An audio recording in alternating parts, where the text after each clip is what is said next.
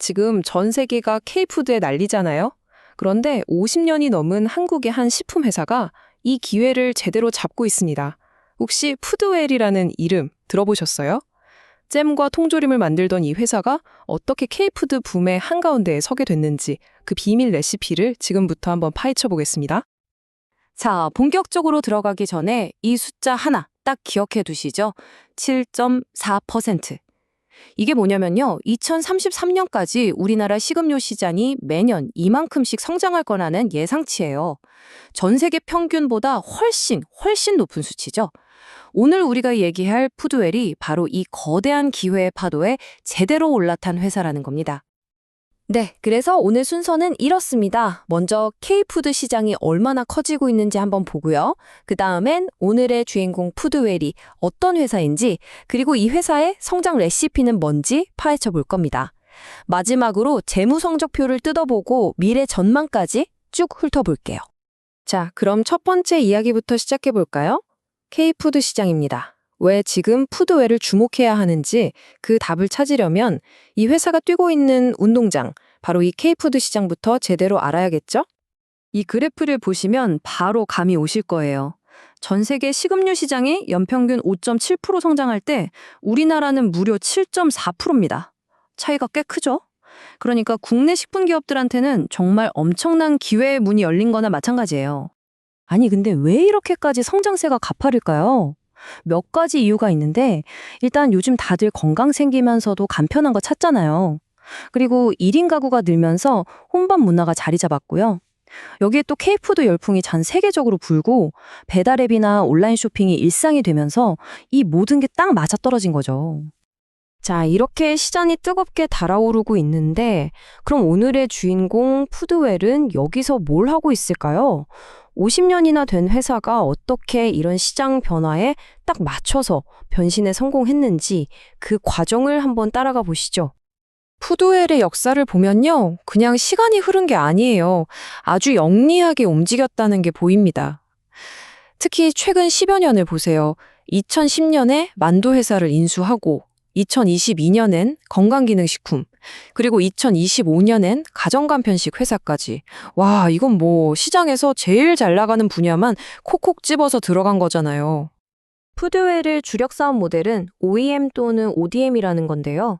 이게 뭐냐면 우리가 아는 롯데나 CJ, 풀무원 같은 큰 회사들 있잖아요. 그 회사들 브랜드를 달고 나가는 제품을 대신 만들어주는 거예요. 말하자면 숨은 실력자 같은 거죠. 이게 안정적인 매출을 가져다 주긴 하지만 반대로 말하면 자체 브랜드 파워는 약하다는 뜻이기도 합니다. 자, 이제부터가 진짜 재밌는 부분입니다.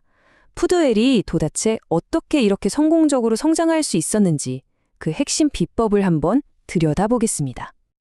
이 보고서에 나온 한 문장이 푸드웰의 전략을 딱 보여줘요. 시장에 빠르게 대응해서 지속 가능한 성장의 기반을 다진다. 이게 그냥 나온 말이 아니라는 거죠.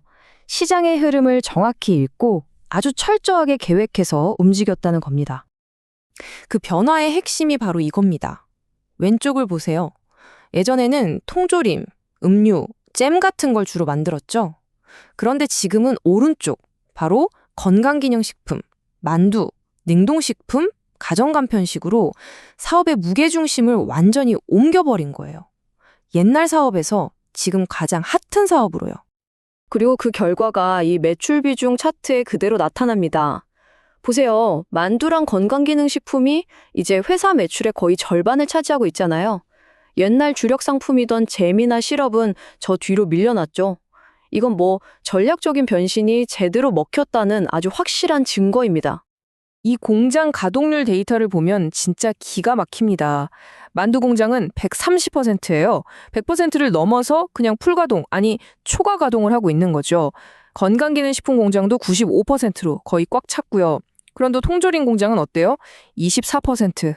지금 시장이 뭘 원하는지, 돈이 어디로 몰리는지 이 숫자만큼 명확하게 보여주는 게 또 있을까요? 자, 이렇게 전략은 정말 멋진데 그럼 이게 진짜 돈으로, 그러니까 실적으로도 연결이 됐을까요? 지금부터는 재무제표를 열어서 숫자로 직접 확인해 보겠습니다. 네, 숫자가 딱 보여주네요. 매출의 그래프를 보면 지난 3년 동안 한 번도 꺾이지 않고 계속 올라가고 있죠. 회사가 커지고 있다는 건 확실합니다. 근데 진짜 놀라운 건 영업이익이에요. 매출 성장보다 훨씬 더 가파르게 치솟고 있습니다. 특히 2024년엔 거의 70% 가까이 폭증했죠. 이게 뭘 의미하냐면 그냥 덩치만 키우는 게 아니라 장사를 훨씬 더 잘하게 됐다는 거예요. 수익성이 엄청나게 좋아졌다는 가장 확실한 증거죠. 그럼 시장에서는 푸드웨어를 어떻게 보고 있을까요? 동종업계랑 비교해보면 진짜 재미있는 게 보입니다. 먼저 PER, 이건 주가가 이익에 대해 얼마나 비싼지를 나타내는 건데 푸드웰은 업계 평균의 3분의 1도 안 돼요. 엄청 낮죠? 반면에 ROE, 이건 자기 돈으로 얼마나 돈을 잘 버냐는 건데 이건 업계 평균보다 2.5배 이상 높습니다. 돈은 훨씬 잘 번다는 거죠. 배당도 더 많이 주고요. 결론은 이겁니다. 업계 다른 회사들보다 돈은 훨씬 잘 버는데 주가는 아직 그 가치를 제대로 평가받지 못하고 있을 가능성이 크다는 거죠. 한마디로 시장이 아직 푸드웰의 변신을 다 알아보지 못했을 수도 있다는 강력한 신호입니다. 자, 그럼 지금까지의 내용을 다 종합해서 푸드웰의 미래는 어떨지, 그리고 앞으로 어떤 숙제들을 풀어야 할지 마지막으로 한번 짚어보겠습니다. 푸드웰의 성장 스토리는 앞으로도 계속될 것 같습니다. 2025년 전망을 보면 주력 사업인 건강기능식품과 만두가 계속해서 성장을 이끌면서 전체 매출이 3천억 원을 훌쩍 넘길 것으로 예상돼요. 성공적인 전략의 힘이 계속 이어지고 있다는 거죠. 물론 장밋빛 미래만 있는 건 아닙니다. K푸드붐이라는 큰 기회가 있는 반면에 원자재 가격이 오르내리는 거나 시장 경쟁이 치열한 건 언제나 부담이죠. 특히 몇몇 대기업 고객에 대한 의존도가 높다는 점.